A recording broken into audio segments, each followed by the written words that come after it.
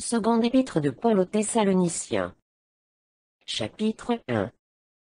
Paul, et Sylvain, et Timothée, à l'église des Thessaloniciens, qui est en Dieu notre Père, et en Jésus-Christ le Seigneur.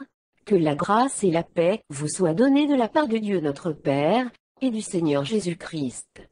Nous devons à votre sujet, frères, rendre continuellement grâce à Dieu, comme cela est juste, parce que votre foi fait de grands progrès, et que la charité de chacun de vous, tous à l'égard des autres, augmente de plus en plus.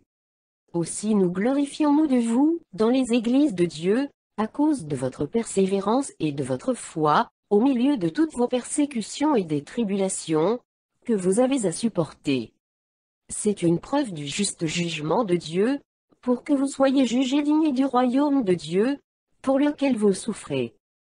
Car il est de la justice de Dieu de rendre l'affliction à ceux qui vous affligent, et de vous donner, à vous, qui êtes affligés, du repos avec nous, lorsque le Seigneur Jésus apparaîtra du ciel avec les anges de sa puissance, au milieu d'une flamme de feu, pour punir ceux qui ne connaissent pas Dieu, et ceux qui n'obéissent pas à l'évangile de notre Seigneur Jésus. Ils auront pour châtiment une ruine éternelle, loin de la face du Seigneur, et de la gloire de sa force, lorsqu'il viendra pour être, en ce jour-là, glorifié dans ses saints et admiré dans tous ceux qui auront cru, car notre témoignage auprès de vous a été cru. C'est pourquoi aussi nous prions continuellement pour vous, afin que notre Dieu vous juge digne de la vocation, et qu'il accomplisse par sa puissance tous les desseins bienveillants de sa bonté, et l'œuvre de votre foi, pour que le nom de notre Seigneur Jésus soit glorifié en vous, et que vous soyez glorifiés en lui, selon la grâce de notre Dieu et du Seigneur Jésus-Christ. Chapitre 2. Pour ce qui concerne l'avènement de notre Seigneur Jésus-Christ, et notre réunion avec lui, nous vous prions, frères, de ne pas vous laisser facilement ébranler dans votre bon sens, et de ne pas vous laisser troubler, soit par quelque inspiration, soit par quelque parole, ou par quelque lettre qu'on dirait venir de nous, comme si le jour du Seigneur était déjà là. Que personne ne vous séduise d'aucune manière. Car il faut que l'apostasie soit arrivée auparavant, et qu'on ait vu paraître l'homme du péché, le fils de la perdition, l'adversaire qui s'élève au-dessus de tout ce qu'on appelle Dieu, ou de ce qu'on adore, jusqu'à s'asseoir dans le temple de Dieu, se proclamant lui-même Dieu. Ne vous souvenez-vous pas que je vous disais ces choses, lorsque j'étais encore chez vous? Et maintenant vous savez ce qui le retient, afin qu'il ne paraisse qu'en son temps. Car le mystère de l'iniquité agit déjà. Il faut seulement que celui qui le retient encore ait disparu. Et alors paraîtra l'impie, que le Seigneur Jésus détruira par le souffle de sa bouche, et qu'il anéantira par l'éclat de son avènement. L'apparition de cet impie se fera, par la puissance de Satan, avec toutes sortes de miracles, de signes et de prodiges mensongers, et avec toutes les séductions de l'iniquité, pour ceux qui périssent, parce qu'ils n'ont pas reçu l'amour de la vérité, pour être sauvés. Aussi, Dieu leur envoie une puissance d'égarement, pour qu'ils croient au mensonge, afin que tous ceux qui n'ont pas cru à la vérité, mais qui ont pris plaisir à l'injustice, soient condamnés.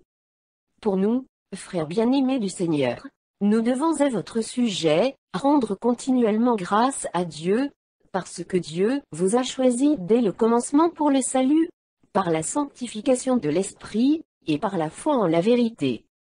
C'est à quoi il vous a appelé par notre évangile, pour que vous possédiez la gloire de notre Seigneur Jésus-Christ. Ainsi donc, frères, demeurez fermes, et retenez les instructions que vous avez reçues, soit par notre parole, soit par notre lettre. Que notre Seigneur Jésus-Christ lui-même, et Dieu notre Père, qui nous a aimés, et qui nous a donné par sa grâce, une consolation éternelle et une bonne espérance, console vos cœurs, et vous affermisse en toute bonne œuvre, et en toute bonne parole. Chapitre 3. Au reste, frères, priez pour nous, afin que la parole du Seigneur se répande et soit glorifiée comme elle l'est chez vous, et afin que nous soyons délivrés des hommes méchants et pervers. Car tous n'ont pas la foi. Le Seigneur est fidèle, il vous affermira et vous préservera du malin. nous avons à votre égard cette confiance dans le Seigneur que vous faites et que vous ferez les choses que nous recommandons. Que le Seigneur dirige vos cœurs vers l'amour de Dieu et vers la patience de Christ. Nous vous recommandons, frères, au nom de notre Seigneur Jésus-Christ, de vous éloigner de tout frère qui vit dans le désordre, et non selon les instructions que vous avez reçues de nous.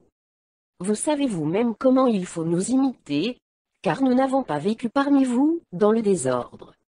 Nous n'avons mangé gratuitement le pain de personne. Mais, dans le travail et dans la peine, nous avons été nuit et jour à l'œuvre, pour n'être à charge à aucun de vous. Ce n'est pas que nous n'en eussions le droit, mais nous avons voulu vous donner en nous-mêmes un modèle à imiter.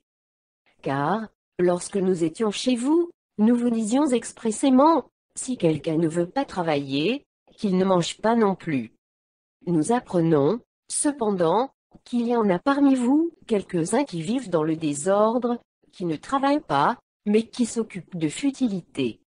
Nous invitons ces gens-là, et nous les exhortons par le Seigneur Jésus-Christ, à manger leur propre pain, en travaillant paisiblement. Pour vous, frères, ne vous laissez pas de faire le bien. Et si quelqu'un n'obéit pas à ce que nous disons par cette lettre, notez-le, et n'ayez point de communication avec lui, afin qu'il éprouve de la honte. Ne le regardez pas comme un ennemi, mais avertissez-le comme un frère. Que le Seigneur de la paix vous donne lui-même la paix en tout temps, de toute manière. Que le Seigneur soit avec vous tous.